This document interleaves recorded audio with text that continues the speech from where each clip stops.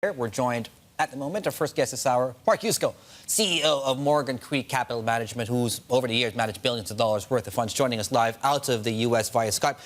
Mark, first off, thank you for staying up for us. Obviously, a fairly key piece of legislation that potentially could unlock a lot of value in the market. But at the moment, it's a step forward. But is it a step closer, is the question.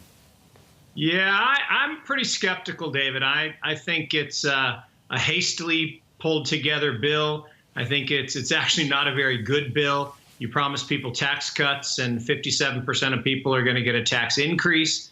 Only the really wealthy are going to get a tax cut. And it's been proven time and time again that the wealthy don't spend those cuts. They just save them and buy more stocks. So maybe it's good for equity markets, but it's certainly not good for economic growth, really bad for deficits, and that will slow economic growth over the long term. So I think it's a terrible bill at this point, but it's probably not the bill that's going to get passed. I actually don't think it will get passed, but if they do pass something, it'll probably be an 18, and it'll be a watered-down version of this.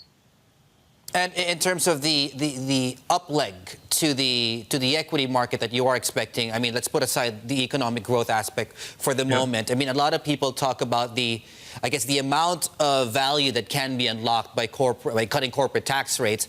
But I'm guessing that when you look at the math, it's not as straightforward as them keeping that part and keeping them as profits, as you alluded to. What's the math like? You know, it's actually not very good. Most companies don't pay the stated corporate tax rate already because they've got great lobbyists in D.C. that have paid for tax decreases over the years. There's a great story about ExxonMobil back in 2014, should have paid about $16 billion in tax and actually got a tax refund. So very good lobbyists. So there's not really a lot of impact there. It would have about a 10% or so impact on earnings next year. So that actually could boost stocks, but I think that's actually already in the market over the last month or so in terms of anticipation. So I think you could definitely get a buy the rumor, sell the news kind of reaction to this whole tax brouhaha.